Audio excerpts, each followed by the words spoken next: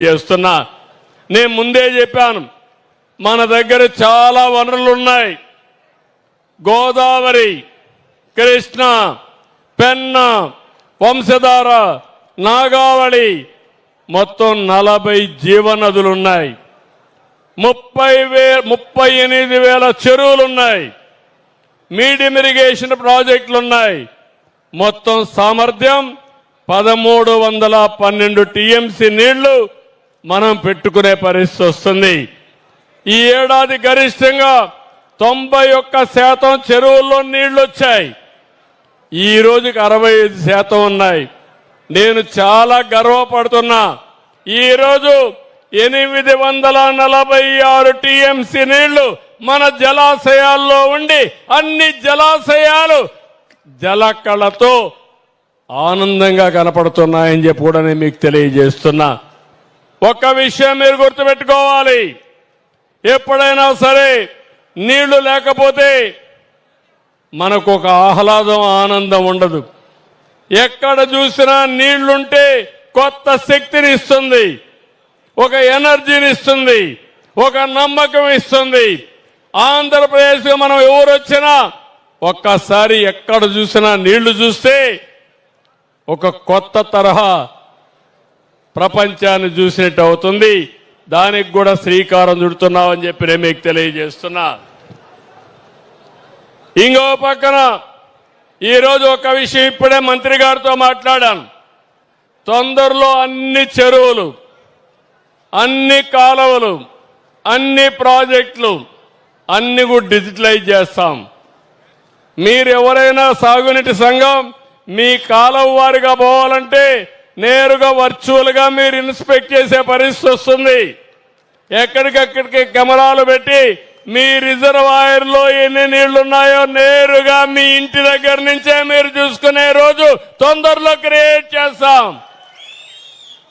కాలువల్లో కూడా నీళ్లు రిలీజ్ చేసినప్పుడు ఎప్పుడు నీళ్లు వస్తున్నాయో అవన్నీ కూడా చేసే పరిస్థితి తీసుకొస్తాం. ఈరోజు ఇంకొక విషయం మీరు గుర్తుపెట్టుకోండి, పోలవరం ఈ రాష్ట్రానికి ఒక జీవనాడి. అలాంటి జీవనాడిని భ్రష్టు పట్టించారు, గోదావరిలో కలిపేశారు.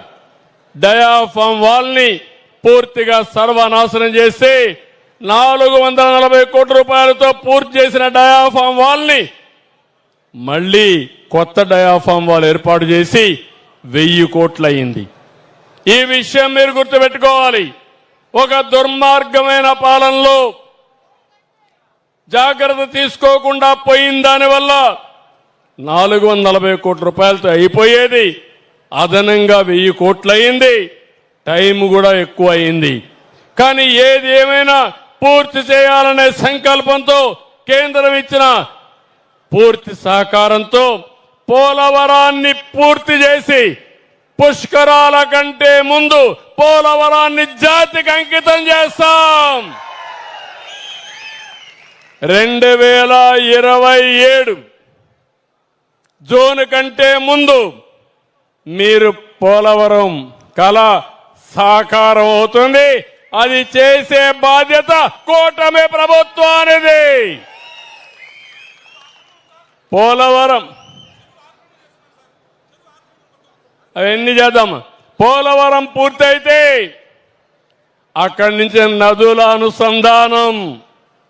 ఈరోజు కృష్ణాకు నీళ్లు వచ్చాయి, 10 ఏళ్లుగా వచ్చాయి. దగ్గర మీరందరూ చూస్తే 50,000 కోట్ల రూపాయలు రైతులకు జిఎస్డిపి పెరిగింది. ఈరోజు ఇంకో పక్క పోలవరం లెఫ్ట్ మెయిన్ కెనాల్ పూర్తి అవుతుంది. మార్చి లోపల పూర్తి అవుతాం. అనకాపల్లికి నీళ్లు తీసుకొస్తాం, ఇప్పుడే ప్రారంభిస్తాం. విశాఖపట్నానికి నీళ్లు తీసుకొచ్చే బాధ్యత పోలవరం లెఫ్ట్ మెయిన్ కెనాల్ పూర్తి చేసే బాధ్యత తీసుకుంటాం. అది అయిన తర్వాత ఉత్తరాంధ్ర ప్రాజెక్టులు